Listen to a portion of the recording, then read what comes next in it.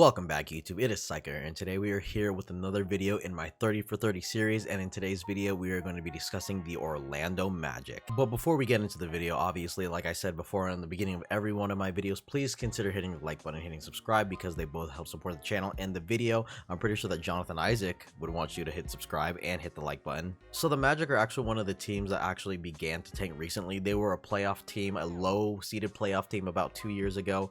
And then last year, they actually decided to pretty much sell everything on the team from Nick Vucevic, Evan Fournier, Aaron Gordon.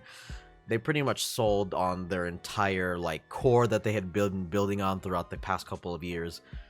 And I can't really blame them for that because it wasn't going to get them to any sort of championship aspirations, especially when Aaron Gordon was just horrible 2 years ago. It might have been 2 years ago or last year, one of the two. He wasn't the guy that we expected him to be. Basically, Jonathan Isaac and Terrence Ross are the only two pieces from that last Orlando core that are left on this team at this moment. So this offseason, they lost guys in Otto Porter Jr., James Ennis, and Dwayne Bacon, all of which were wing players that they could be using right now, but then again, who really knows what the future of this team actually looks like. But they did re-sign Mo Wagner, and they were able to get Robin Lopez on the team, who, I mean, he's probably only going to be there as a veteran presence at this point. The Magic also had kind of a decent draft by getting Jalen Suggs and Franz Wagner on the team. But to be honest with you, I'm not really sure what Suggs' role is going to be, and I feel like Franz Wagner is probably a very solid wing for them to have, especially because he's a 3-and-D type guy. He can shoot, he can do a bunch of stuff. I wish I could predict the starting lineup for this team, but to be honest with you, every time that I try to think of one, I just feel like I'm kind of lost with it. With Markelle Fultz coming back from injury, Cole Anthony balling out like he did last year, RJ Hampton apparently growing 2 inches, which, I mean,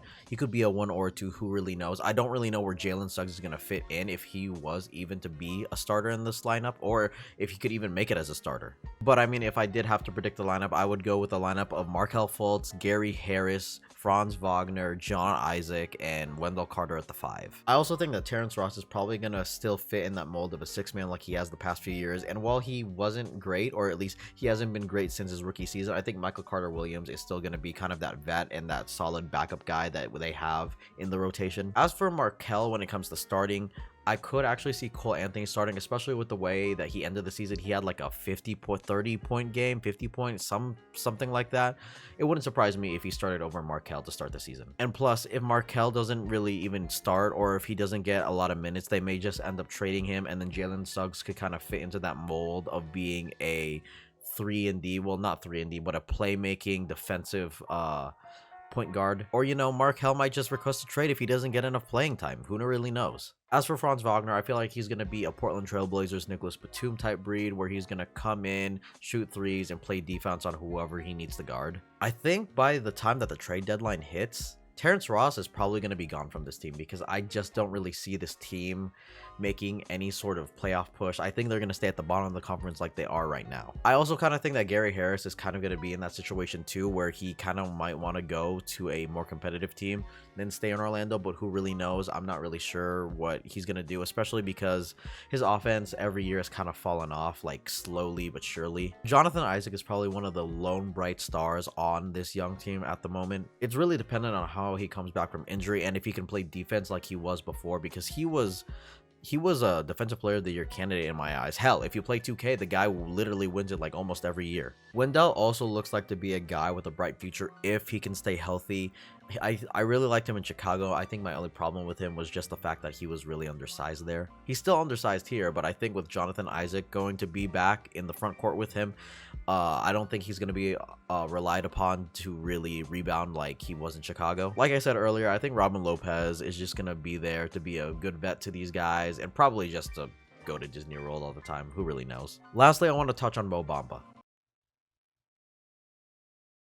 I actually don't really have anything to say about Mo Bamba. The song was hype, but I mean, I don't really know what to say about him.